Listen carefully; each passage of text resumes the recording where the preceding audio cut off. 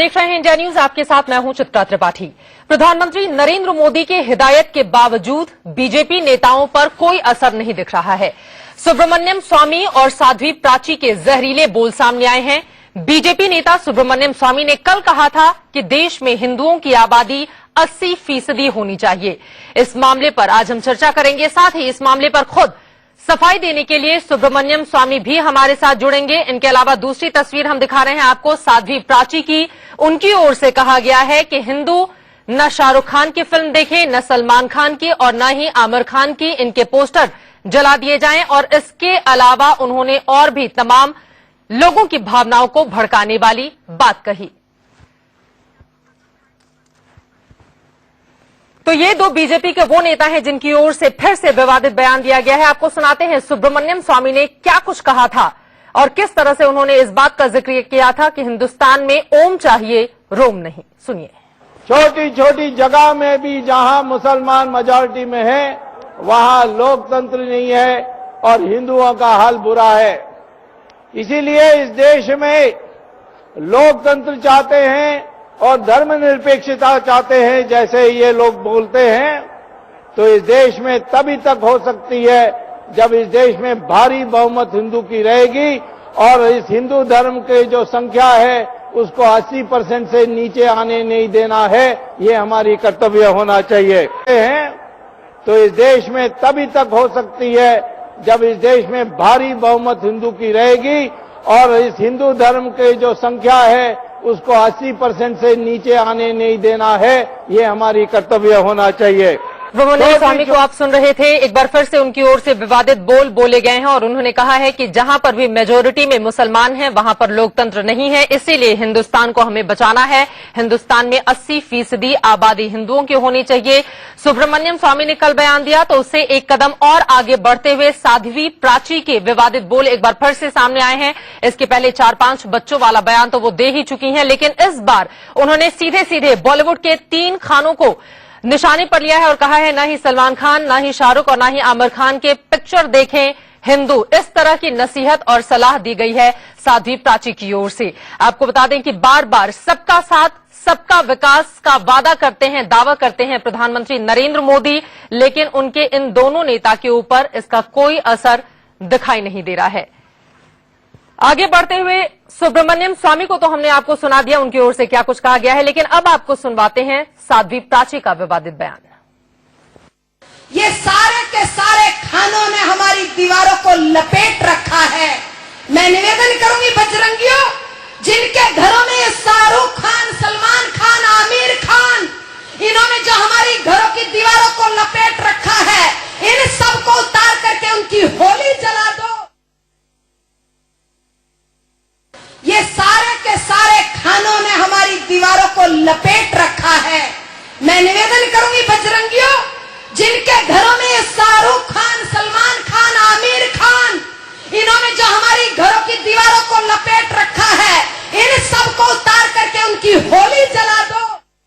साध्वी प्राची यहीं पर नहीं रुकी। साध्वी प्राची ने मदर टेरेसा पर धर्मांतरण का आरोप लगाया है। सुनिए। जब मदर टेरेसा जब पूरे देश के अंदर जादू करने का काम करती थी, सेवा का प्रलोभन का लालच दे करके उसने देश के ईसाईकरण को बढ़ावा दिया है।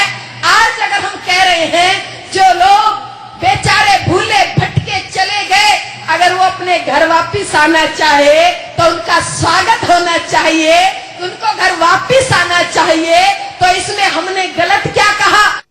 आपको बता दें कि इस तरह का बयान इसके पहले आरएसएस प्रमुख मोहन भागवत की ओर से दिया जा चुका है, लेकिन साध्वी प्राची का जो ताजा बयान आया है उस पर राजनीतिक प्रतिक्रियाएं भी आई हैं, वो सुन लेते हैं। देखो भैया, एक चीज तो है, बाहर बहुत सी चीजें हो रही हैं। बड़ा भारी देश, लोकतांत्रिक देश है। अलग अलग बयान अलग अलग रूप में, अलग अलग रंग में सुनाई पड़ते हैं। इसलिए जो है बेहतर ये होगा कि जो अच्छा लगे उसे अपना लो, जो बुरा लगे उसे जाने दो। जिस प्रकार से नरेंद्र मोदी जी के साथी बयान देते हैं, उस प्रकार से वो जो टीम इंडिया की बात हाउस में कहते हैं और बाद में बाहर आकर इंडिया को बिखरने की बात करते हैं, इससे इस सरकार की जो मनीषा है, इस सरकार का जो एजेंडा है, वो पूरी तरह से साफ दिखता है। श्री मोदी और भाजपा निरंतर इनको बढ़ावा दे रहे हैं। भारतीय जनता पार्टी की और श्री नरेंद्र मोदी की ये विचारधारा को आगे बढ़ा रहे हैं। संसद में प्रधानमंत्री जो वक्तव्य देते हैं, अगले दिन उसके विरुद्ध आचरण होता है। ये भारतीय जनता पार्टी का दोहरा चेहरा है। थोड़ी इन लोगों को निगलेक्ट करिए। इस प्रकार के लोगों को कुछ बहुत ज्यादा देश में लोग सुनना चाहते हैं, न ऐसे लोगों के नाम को पसंद करें। अलग अलग राजनीतिक दल के नेताओं का बयान आप सुन रहे थे और इस वक्त खुद सुब्रमण्यम स्वामी हमारे साथ बीजेपी के वरिष्ठ नेता लाइव जुड़ चुके हैं। सुब्रमण्यम स्वामी जी, बहुत शुक्रिया इंडिया न्यूज से बातचीत करने के लिए। और पहला सवाल मेरा यही है, ये बात आपको क्यों कहनी पड़ी कि हिंदुस्तान में 80% आबादी हिंदुओं की होनी चाहिए? तो मैंने इसीलिए कहा था कि हमारे देश में संविधान के अनुसार लोकतंत्र और धर्मनिरपेक्षता होनी चाहिए। और हमने जो देखा है दुनिया में और देश के अंदर, उससे लगता है कि इस देश में हिंदुओं के बहुमत रहेगी तभी लोकतंत्र सुरक्षित रह सकती है। कश्मीर में हमने देख लिया है किस हालत में हमारे कश्मीरी पंडितों को वहां से मार काट के भगाया गया, एक प्रकार से नरसंहार हुआ उनके साथ। केरल में जो हिंदुओं की हालत है वो भी मैंने देखा। छोटी सी जगह तमिलनाडु में वेल्लोर के पास मैं वहां गया, एक नगर पंचायत में, वहां मुस्लिम मेजॉरिटी है और हिंदुओं की हाल को देखा जी। तो मैं फिर देखा कि हमारे हिंदुओं की हाल क्या है सऊदी अरेबिया में, जहां मंदिर नहीं बना सकते, दिवाली नहीं मना सकते, घर के अंदर सत्यनारायण पूजा नहीं कर सकते, पॉकेट में रामचंद्र जी का फोटो नहीं रख सकते। तो ये सब कुल मिलाकर मैंने निष्कर्ष ये पहुंचाया कि हमारे देश में लोकतंत्र इसीलिए जिंदा है और जीवित है, उसका कारण है कि हम हिंदू बहुमत देश है। हिंदू बहुमत देश है, लेकिन 80% हिंदू आबादी का मतलब क्या ये भी निकाला जाए कि ज्यादा से ज्यादा बच्चे पैदा करें हिंदू? वो तो महिलाओं को फैसला करना है, हम किसी को कह नहीं सकते।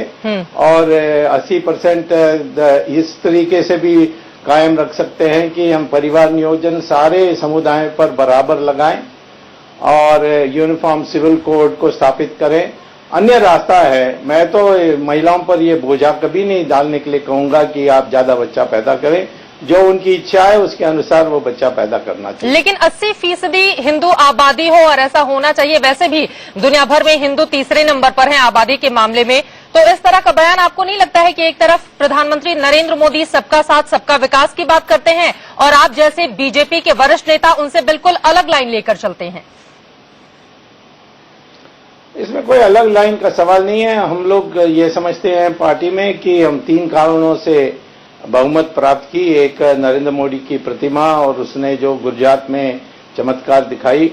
दूसरा है कि जो भ्रष्टाचार के विरुद्ध में जो अभियान छेड़कर कांग्रेस का जो असली चेहरा है वो सामने रखा, उसमें मेरा योगदान बहुत था। और तीसरा है जो हिंदुत्व के कारण कई जगहों में जाति के से ऊपर उठकर लोगों ने वोट दिया, जैसे उत्तर प्रदेश में, और इसीलिए हमें इतनी बड़ी संख्या में उत्तर प्रदेश में जीत हुई। तो ये तीनों कारण हैं और ये तीनों कारणों को हमें संभाल के रखना है। जाति से ऊपर उठकर देश की जनता ने तो बीजेपी को वोट दे दिया, लेकिन बीजेपी के बड़े बड़े और आप जैसे नेता धर्म से ऊपर क्यों नहीं उठ पा रहे हैं?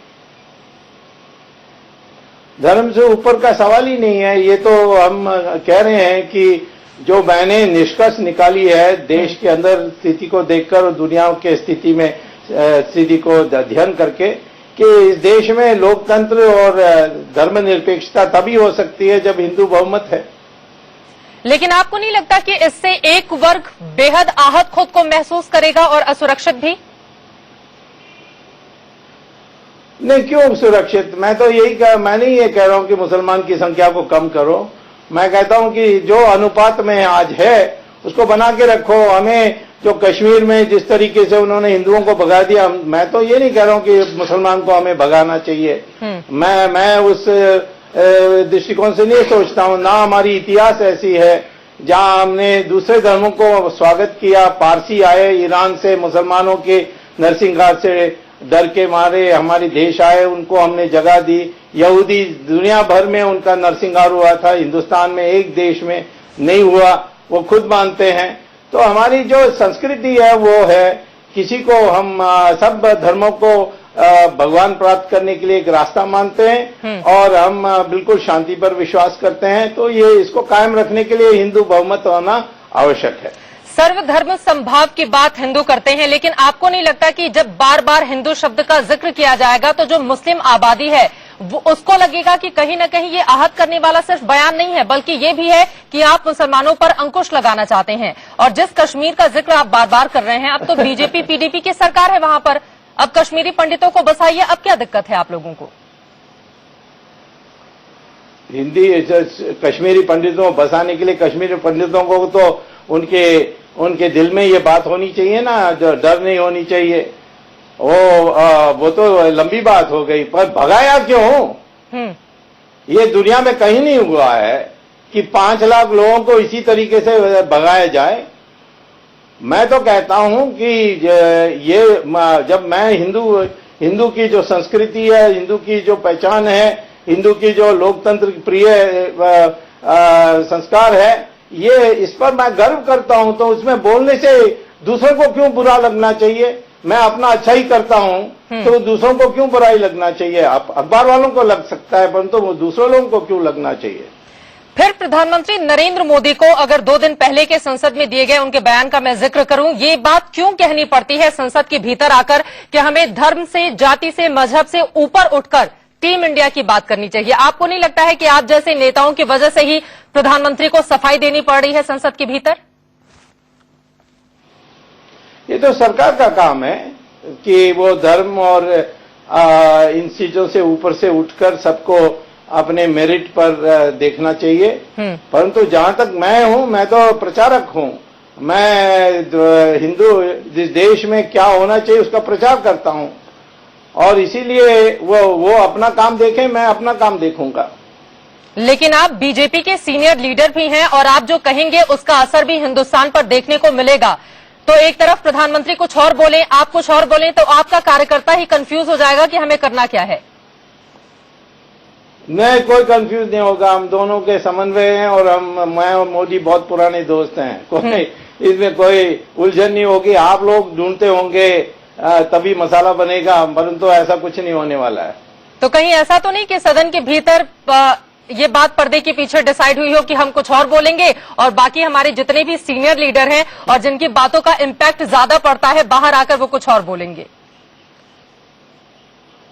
वो तो आप संदेह करने में तो इसमें मैं कोई सीमा नहीं बांध सकता हूं। लोग संदेह दुनिया भर के संदेह करते हैं, सब पर जनते करते हैं, तो ऐसा कोई नहीं है। हम तो स्पष्ट कहते हैं कि इस देश में सब पर परिवार नियोजन रखना चाहिए। जो आज अनुपात है उसको बनाए रखनी चाहिए।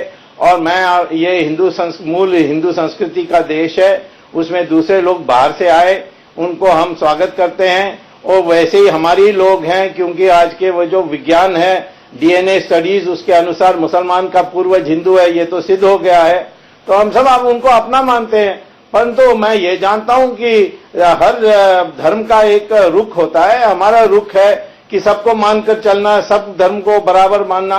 मुस्लिम और क्रिश्चियन नहीं मानते हैं, वो समझते हैं दूसरों शैतान का ये सोच है और इसीलिए उनका समाप्ति करने के लिए वो करते हैं और दुनिया भर में उन्होंने करके भी दिखाया है।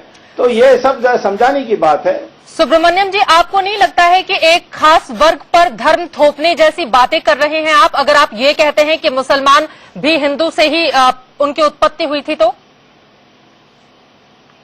ये तो विज्ञान है, विज्ञान को नकार करें तो इटली में एक बार गैलीलियो ने कह दिया कि पृथ्वी सूरज का चक्कर लगाती है, सूर्य पृथ्वी की चक्कर नहीं लगाती। उसको पीट कर उसको मार दिया और जेल में धकेल दिया था। ऐसा होता है कभी, जब असली बात कहा जाता है तो लोगों को वो चिढ़ जाते हैं। लेकिन ये बात को सोचना चाहिए। मैं तो बहस करने के लिए तैयार हूं, डिबेट करने के लिए तैयार हूं। किसी को बुला लीजिए, मैं सिद्ध कर दूंगा अपनी बात को। लेकिन जो मुस्लिम धर्मगुरु हैं वो आपकी बात मानने के लिए तैयार ही नहीं है और उनका कहना है कि सीधे सीधे भावनाओं को भड़काने वाला बयान सुब्रमण्यम स्वामी देते हैं। वो तो कहने दीजिए, उससे क्या होगा। वो समझते हैं कि मैं डर जाऊंगा और चुप हो जाऊंगा, मैं सेक्युलर नहीं कहलवा जाऊंगा तो मुझे हीन भावना आ जाएगी। ये सारी बातें मैं इस पर महत्व नहीं देता हूं। क्या ये बात सही नहीं है कि आज इस देश में किसी मुसलमान के धर्म गुरु ने जो हिंदुओं के हाल बांग्लादेश और पाकिस्तान में हुआ उसके बारे में बुरा कहा है? क्या हुआ है? 35% हिंदू थे बांग्लादेश में, आज 7% है। तो क्या जैसे को तैसा वाली इसके नीति बारे में अपनाएगी कोई बात नहीं बीजेपी? करता है जी। जैसे को तैसा वाली नीति अपनाएगी बीजेपी और उसी लाइन पर आप चल रहे हैं? देखिए, हमारे पास संविधान है, इसको कोई बदल नहीं सकता, और उस संविधान के दायरे में जो भी हम कर सकते हैं हम करेंगे, और जो डायरेक्टिव प्रिंसिपल्स में लिखी है उसको अमल करने के लिए हमें प्रयास करनी चाहिए। Uniform civil code directive principle में लिखी है, गाय की रक्षा करने हमारी कॉन्स्टिट्यूशन में लिखी है, और संस्कृत लाने के लिए कॉन्स्टिट्यूशन में लिखी है। ये सारी जो हमारे हिंदुत्व के मुद्दे हैं सब हमारे संविधान में है, उसको अमल करने की बात है।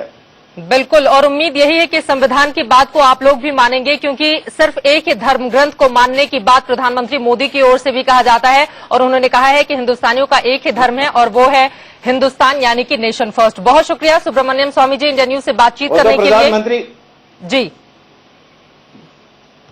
प्रधानमंत्री वो कहेंगे ही, उनको कहना, उन्होंने शपथ लिया है कि वो उसी के दायरे में काम करेंगे। हम तो भी संविधान को समझते हैं, दूसरे लोगों को समझाना है कि संविधान में क्या है। कई लोगों को पता भी नहीं है हमारी संविधान क्या है। तो पीएम अलग बोलेंगे, आप कुछ अलग बोलेंगे, ये बात तो समझ में नहीं आती है ना सुब्रमण्यम स्वामी जी? पीएम क्या बोलेंगे? पीएम कुछ अलग बोलते हैं, यानी कि पीएम पूरे हिंदुस्तान को साथ में लेकर चलने की बात करते हैं। कोई अलग नहीं बोलते हैं जी।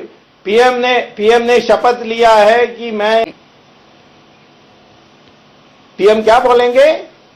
पीएम कुछ अलग बोलते हैं, यानी कि पीएम पूरे हिंदुस्तान को साथ में लेकर चलने की बात करते हैं। कोई अलग नहीं बोलते हैं जी। पीएम ने शपथ लिया है कि मैं इस देश में सबको बराबर मान के चलूंगा। मैं क्या कह रहा हूं कि मैं अपने जो हिंदू समुदाय हैं उनको बता रहा हूं कि तुम्हारी इतिहास क्या है, तुम्हारी खूबी क्या है, और दूसरे लोगों को सुनने के लिए वो मजबूर हो चलिए, जाए। कुल मिलाकर सुब्रमण्यम स्वामी बीजेपी के नेता, धर्मगुरु के अवतार में हमें नजर आ रहे हैं। वक्त की कमी है सर, बहुत शुक्रिया इंडिया न्यूज से जुड़ने के लिए और बातचीत करने के लिए। इसी के साथ एक छोटे से ब्रेक के लिए हम रुकेंगे, और आगे क्या कुछ है खास जल्दी से उस पर डाल लेते हैं एक नजर। एक तरफ प्रधानमंत्री नरेंद्र मोदी की ओर से टीम इंडिया की बात कही जाती है, तो वहीं दूसरी तरफ साध्वी प्राची और सुब्रमण्यम स्वामी जैसे नेता विवादित बयान देकर एक बार फिर से सवालों की घेरे में है, और इसी पर चर्चा हम करेंगे। दो खास मेहमान हमारे साथ जुड़ चुके हैं। भोपाल से हमारे साथ कांग्रेस पार्टी के वरिष्ठ नेता मौजूद हैं मुकेश नायक जी। स्टूडियो में हमारे साथ जुड़ चुके हैं मौलाना कल्बे रुशैद रिजवी जी, जो कि मेंबर हैं all India Muslim personal law board के। मौलाना साहब, आप सुन रहे थे सुब्रमण्यम स्वामी को भी, और साध्वी प्राची की ओर से कहा गया है कि शाहरुख खान, सलमान खान और आमिर खान की फिल्में नहीं देखी, आप देखें हिंदू, और उनके पोस्टर जला दिए जाएं। इस पर आपकी टिप्पणी। मैं इस वक्त इतना ही कहना चाहूंगा कि और जो हमेशा मैंने कहा है कि आग लगाने वाले कभी धर्म और हिंदुस्तान का प्रचार करने का हक नहीं रख सकते। आग बुझाने वाले, समाज के साथ चलने वाले और सबको साथ लेके चलने वाले ही धार्मिक कहे जाते हैं और हिंदुस्तानी कहे जाते हैं। मुकेश नायक जी, आप क्या कहेंगे? देखिए, ये बिल्कुल प्रच्छन्न सांप्रदायिकता है जिसमें दृश्य और दर्शक तो बदल जाते हैं लेकिन ऑब्जेक्ट चेंज नहीं होता। सुब्रमण्यम स्वामी जी के पास अभी कोई काम तो है नहीं इस वक्त, उन्हें राज्यसभा का सदस्य बनना है, इसलिए वो आरएसएस के सामने अपने नंबर स्कोर करने की कोशिश कर रहे हैं, नंबर बढ़ाने की कोशिश कर रहे हैं। उनका ये बयान इस वक्त पर जो दिया गया है बिल्कुल गैर जरूरी है, अप्रासंगिक है और राष्ट्रीय जो परिस्थितियां हैं उनके अनुरूप भी नहीं है। इसका कोई औचित्य नहीं है। जरा आप उनसे पूछिए उनके कितने बच्चे हैं। ये इस देश में फैशन चल पड़ा है कि जो बात व्यक्ति अपने जीवन में स्वयं नहीं अपनाता वो दूसरों को उपदेश देता है कि इतने बच्चे पैदा करो। इनसे जरा पूछो कि इनके कितने बच्चे हैं। मुझे एक बात समझ में नहीं आती कि सुब्रमण्यम स्वामी जी इतने पढ़े लिखे हैं, हार्वर्ड यूनिवर्सिटी में लेक्चर बच्चों को पढ़ाते हैं, उन्हें इतनी भी समझ नहीं है कि इस तरह के बयान से हमारे देश का माहौल क्या होगा, इस तरह के बयानों का औचित्य क्या है, इस तरह के बयानों से हमारे देश को फायदा क्या है, समझ के परे आजकल इस तरह का फैशन बन चुका है। दूसरी बात, उन्होंने कहा मोदी जी मेरे दोस्त हैं, मुझे उनसे पूछने की आवश्यकता नहीं है, यानी पूछा ही हुआ है। एक तरफ मोदी जी सांप्रदायिकता के खिलाफ इतना तीखा बयान देते हैं लोकसभा के अंदर जी, और कहते हैं बाहर जो लोग बयान दे रहे हैं उन्हें ऐसे बयान नहीं देना चाहिए, तो फिर वो क्यों दे रहे हैं? उनका क्या कंट्रोल है पार्टी के ऊपर? नरेंद्र मोदी के लिए सबसे ज्यादा जरूरी यही है कि वो अपने नेताओं के विवादित बयान पर कम से कम लगाम लगाएं। लेकिन यहाँ पर मौलाना रिजवी, आपसे ये सवाल है, तीनों खान के पिक्चर ना देखें हिंदू, इस तरह का बयान दिया है साध्वी प्राची की ओर से। ये मैं इस पे कुछ भी नहीं कहना चाहूंगा, चूंकि वो जिसका मुंह जिसकी जबान जो बोलना चाहे वो बोल सकता है। मुल्क के बारे में अगर कोई बात करना है तो मैं इतना कहूंगा कि किसी भी क्षेत्र में देश के, चाहे वो मुस्लिम क्षेत्र हो, हिंदू क्षेत्र हो, सिख क्षेत्र हो, ईसाई क्षेत्र हो, इन सबको मिला के अगर कोई नहीं चल रहा है तो वो देश के हित की बात नहीं कर रहा और सबको साथ लेके चल रहा है, तो उसकी जबान भी हिंदुस्तानी भाषा बोल रही है, दिल भी हिंदुस्तानी धड़क रहा है और दिमाग में भी हिंदुस्तानी सोच है। बस मैं इतना कहना चाहूंगा। बात करने को बीजेपी के नेताओं को समझ में क्यों नहीं आ रही? बात करने को कोई कुछ भी कर सकता है, मगर मैं सिर्फ इतना चाहता हूं और इतना बोलना चाहता हूं कि इंसान को बोलने के पहले जरूर सोचना चाहिए कि वो क्या बोल रहा है। मुकेश नायक जी, चलते चलते एक आखिरी कमेंट आपका। नरेंद्र मोदी कुछ और बोलते हैं, फिर वो अपने नेताओं पर लगाम क्यों नहीं लगा पा रहे? बाहर आके उनके नेता इस तरह का बयान क्यों देते हैं?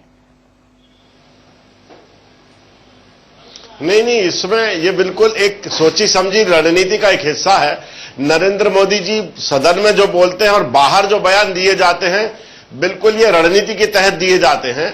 और ये सवाल कई बार उठ चुका है इस देश में कि ऐसा क्यों होता है, लेकिन it's a part of the strategy. ये एक रणनीति का हिस्सा है कि किसी भी तरीके से, अब जैसे धारा 370 पे ये बात नहीं कर सकते, उनके साथ सरकार बना ली जी। कॉमन सिविल कोड पर ये बात नहीं कर सकते, उनके साथ सत्ता बना ली। राम मंदिर की बात केवल इन्हें चुनाव के समय याद आती है, उसके बाद ये भूल जाते हैं। जितना हिंदुओं का शोषण इन्होंने इस देश में किया है, ऐसा उदाहरण ढूंढना मुश्किल है। हिंदुओं की सहिष्णुता, उनकी उदारता, उनकी वास्तविक शक्ति है जिसके तहत वो अलग अलग संस्कृति, धर्म, समावेशी समाज और समृद्ध भारत को आत्मसात करने की क्षमता रखते हैं। और हिंदुओं की सहिष्णुता को कितने भी लोग आ जाएं, में आ गई। मुकेश जी, वक्त की कमी है। आपका और साथ ही मौलाना साहब आपका बहुत शुक्रिया इस चर्चा में शामिल होने के लिए। उम्मीद हम यही करते हैं कि कम से कम सरकार की कथनी और करनी में फर्क नहीं रहेगा और हिंदू मुस्लिम को लेकर बार बार उनके नेताओं की ओर से जो भड़काने वाले बयान दिए जाते हैं उस पर प्रधानमंत्री लगाम लगाएं। एक छोटे से ब्रेक के लिए हम रुकेंगे, आगे है सुपरफास्ट 100।